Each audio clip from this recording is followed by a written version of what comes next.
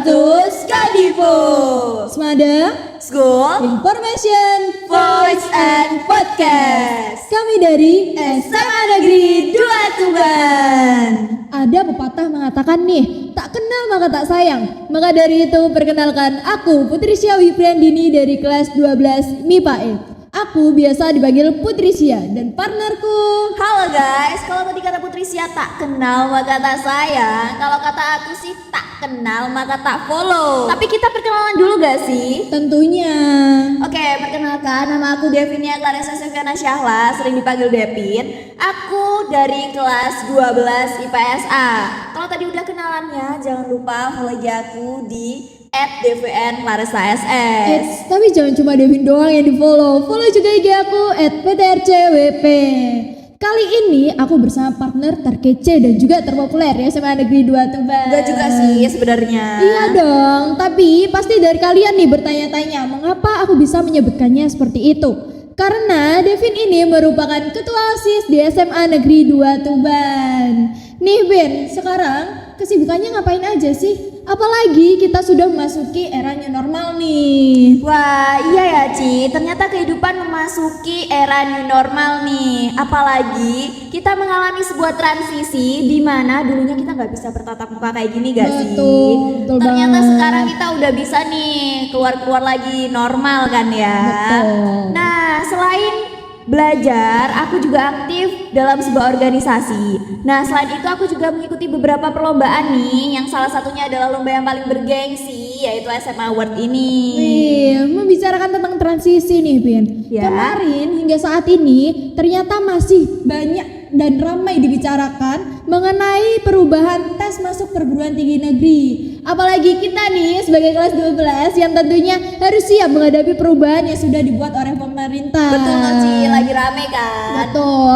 Selain itu, pemerintah juga sedang berprogres melaksanakan transformasi menuju digitalisasi sekolah, di mana kita harus siap menghadapi revolusi industri 4.0. Betul tuh Ci. Jadi di sini kita akan membicarakan dan berbincang-bincang bersama mengenai beberapa program pemerintah, khususnya sekolah digital. Ngomong-ngomong soal sekolah digital yang masih berkaitan erat dengan revolusi industri 4.0 nih Ci. Iya. Menurut kamu, apa sih revolusi industri 4.0? Industrial Revolution 4.0. Kamu tahu gak sih Pin? Hampir semua orang membicarakan mengenai industri keempat ini dalam pidato-pidato pejabat negara.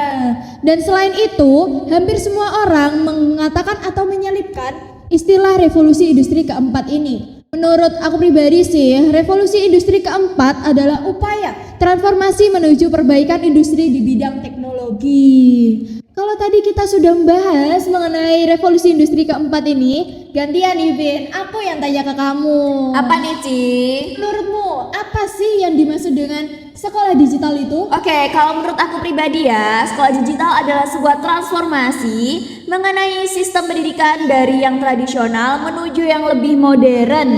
Nah, di sini tentunya juga dibantu dengan basis digital. Wih, lalu bagaimana pendapatmu mengenai langkah yang sudah diambil oleh pemerintah mengenai program sekolah digital? Menurut aku langkah yang diambil oleh pemerintah ini sudah cukup baik sih Ci. Selain mengikuti perkembangan zaman, ternyata pemerintah juga sangat memikirkan mutu pendidikan pelajar Indonesia. Wah, tentunya penting banget ya demi masa depan bangsa Indonesia berkelanjutan. Betul tuh Ci.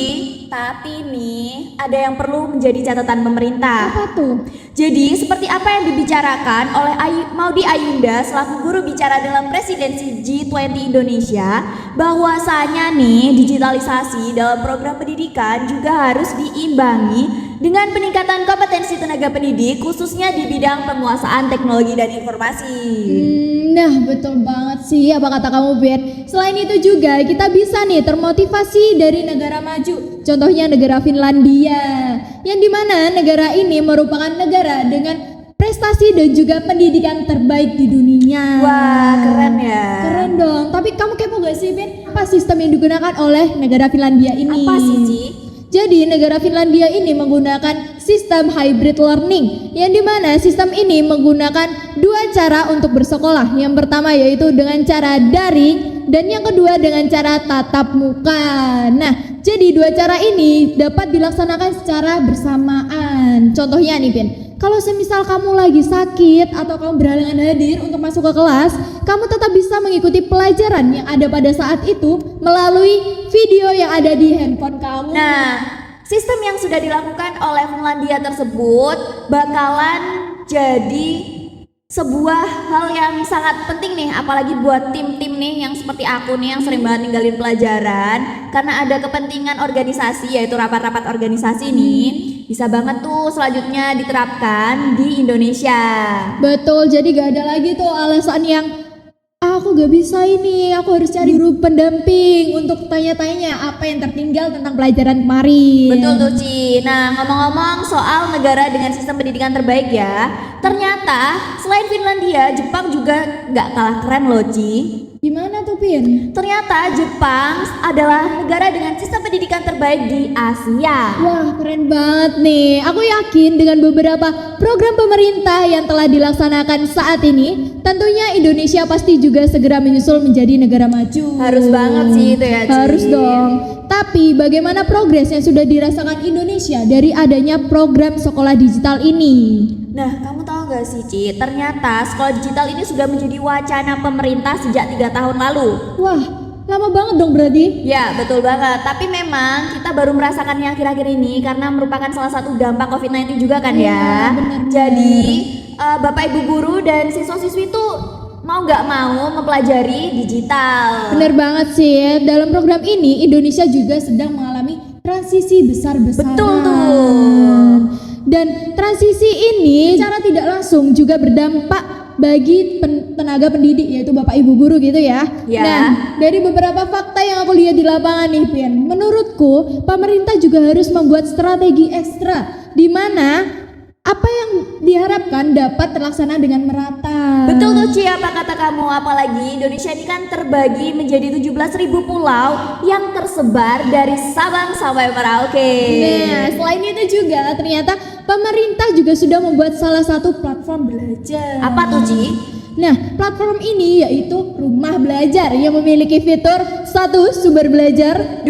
Buku sekolah elektronik, 3. Bank soal, 4. Laboratorium maya, 5. Peta budaya, 6. Wahana jelajah angkasa, 7. Kelas maya. 8. Pengembangan keprofesian berkelanjutan. Platform ini dapat diakses kapanpun, dimanapun, dan dengan siapapun. Berbicara tentang teknologi digital, sampai mana nih kesiapan sekolah kita ya? Sekolah SMA Negeri 2 Tuban untuk siap menghadapi revolusi industri 4.0 khususnya pada program pemerintah kali ini, yaitu sekolah digital. Oke, kalau ditanya bagaimana siap enggaknya nih SMA Negeri 2 Tuban, kalau kata aku sih SMA Negeri 2 Tuban udah siap banget nih Ci. Karena kenapa? Karena SMA Negeri 2 Tuban sudah menyediakan berbagai sarana prasarana yang sangat menunjang dalam kegiatan sekolah digital ini. Nah, salah satunya adalah penyediaan WiFi di setiap kelas nih Ci. Dari sini kan Bapak Ibu guru dan juga siswa-siswi itu dapat mengakses internet dengan sangat baik. Betul tuh, gak ada lagi tuh alasan kuotaku habis, aku gak bisa ngakses. Aduh, itu gitu udah ya. alasan yang jajaman Klasik lagi. banget ya. Betul. Nah, selain dari WiFi tadi, ternyata SMA Negeri 2 Tuban sejak pandemi hingga saat ini nih Ci, masih menggunakan beberapa aplikasi, yaitu salah satunya Microsoft Teams. Ada juga nih Classroom, Examline, dan masih banyak lagi. Oke, sampailah kita pada penghujung pembahasan. Kita sebagai generasi Z yang nantinya akan menjadi generasi penerus bangsa harus mendukung penuh dan memanfaatkan program pemerintah, yaitu sekolah digital. Sehingga nantinya kita sebagai generasi penerus bangsa selanjutnya dapat menjadi generasi emas Indonesia. Harapan kita bersama, semoga Indonesia dapat lebih baik lagi ke depannya dalam berbagai bidang, khususnya pendidikan. Seperti apa yang telah ditegaskan oleh Iwan Syahril sebagai Chair of G20 ADWG 2022 bahwa Indonesia melalui pemanfaatan teknologi digital memiliki visi melihat ke masa depan Dan tidak ingin hanya mengejar ketertinggalan. Saya Putri Syoi Priandini Dan saya Devinia Clarissa Seviana Syahla pamit undur diri. Salam sekalipun. Wassalamualaikum warahmatullahi wabarakatuh.